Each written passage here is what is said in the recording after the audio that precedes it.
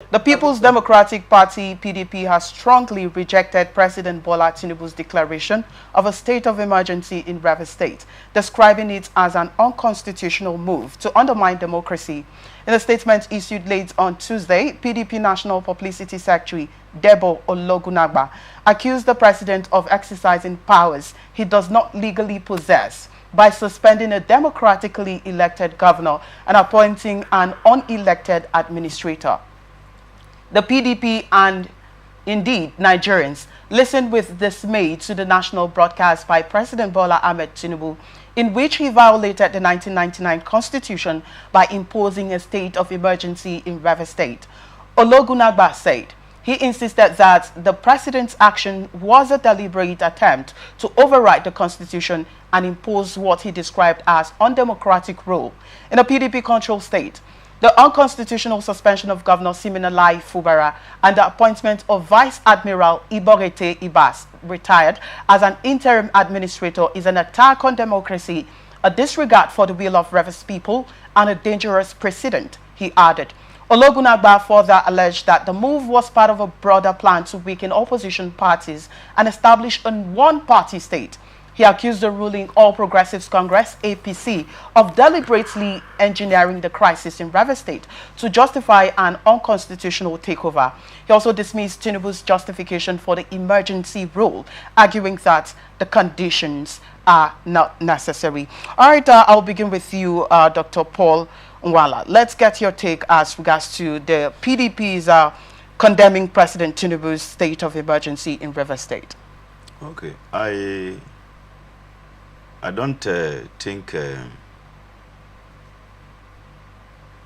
otherwise to what PDP have just done. Because the governor being removed, deputy, as well as the State House of Assembly, even if there are some controversies, they are all members of, based on what Supreme Court have just ruled, they are all members of PDP.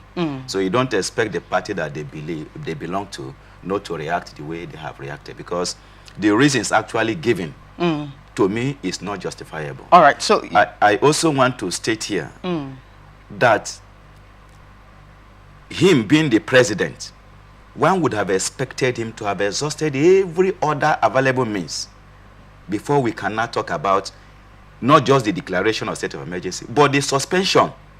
The suspension is where the issue lies. And we have seen him as the leader of ECOWAS, for instance, because these things have international implications. All right. As the leader of ECOWAS, we have followed him where he has opposed undemocratic change of government, specific reference to Niger Republic, Burkina Faso, and Mali. We have seen such. And now the same president back home, have also done the same thing. Back home here. So what kind of legacy is he leaving? Well, if you say your thought is in line with what the PDP are saying, so I would like to ask you, how credible is the PDP's claim that the APC engineered the Rivers political crisis? You see, we are in a period whereby 2027 is approaching. Okay, party politics has begun. Okay, scheming, gambling, games, political games are being played. So what the president has provided PDP with is an avenue for them to genuinely criticize the president. He has given them that leverage. So you don't expect otherwise.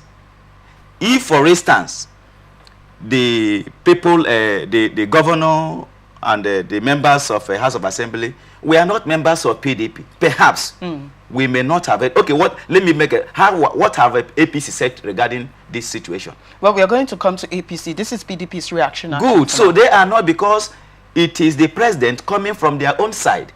And one cannot also rule out it being a kind of strategy, just like as they have alleged, of weakening opposition. Knowing fully the strategic role Rivers State stands to play in presidential or any general election. All right.